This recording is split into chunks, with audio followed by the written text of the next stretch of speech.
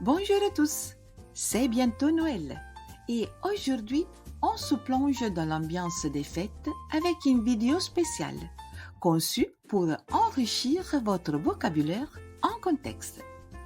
Vous allez écouter 4 conversations entre amis qui parlent de leurs préparatifs de Noël. Pour chaque dialogue, vous verrez les mots-clés s'afficher à l'écran et en description, vous trouverez des activités à faire avec correction. Prêt à décorer votre sapin linguistique? C'est parti!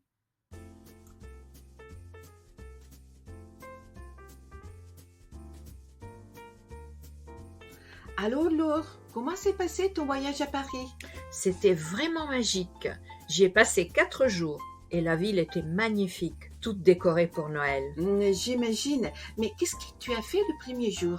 Je suis d'abord allée voir la Tour Eiffel.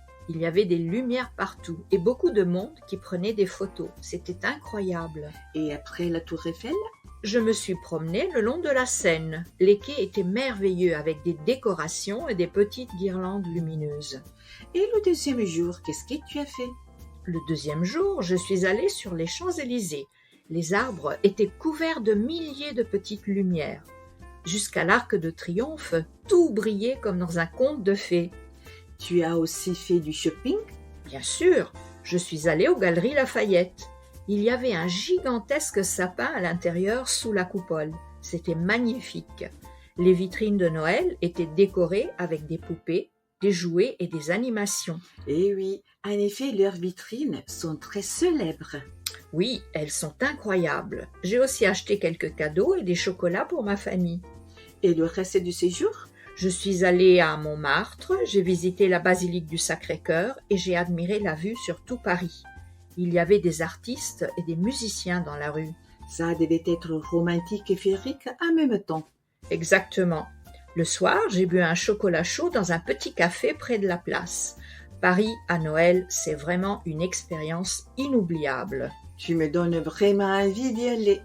Tu devrais absolument y aller un jour, surtout pendant la période de Noël.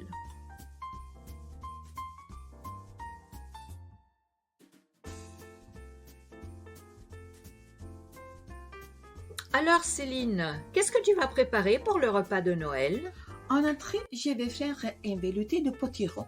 Bonne idée. Et comme plat principal? Je vais préparer une dinde rôtie avec des pommes de terre et des légumes. Ça donne faim.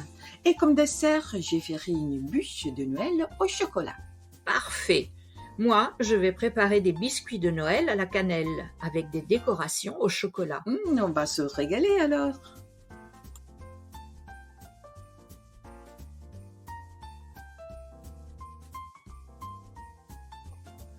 Salut Laure, quels sont tes projets pour les fêtes? On va d'abord visiter les marchés de Noël en ville. J'adore les marchés de Noël. Moi aussi. On va acheter des décorations, des cadeaux et boire un chocolat chaud.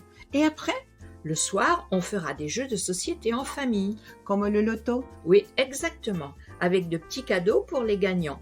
Et on regardera aussi un film de Noël ensemble. Ça a l'air parfait. J'aime trop cette période, surtout quand on est tous réunis.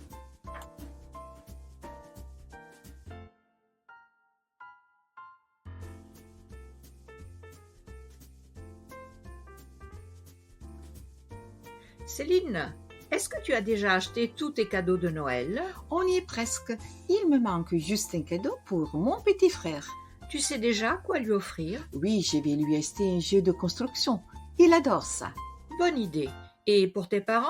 Cette année, j'ai opté pour des robots de cuisine pour ma mère, car elle est passionnée de cuisine. Et pour mon père, une écharpe en laine. Il a toujours froid. Et quelles sont vos traditions le soir de Noël? Après le réveillon, on se réunit tous ensemble autour du sapin. On échange les cadeaux et on écoute des chansons de Noël.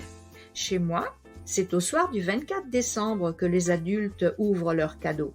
Par contre, les enfants, le matin du 25 décembre. Ils attendent avec impatience ce moment. Ah, j'adore toutes ces traditions. Ça rend Noël vraiment spécial.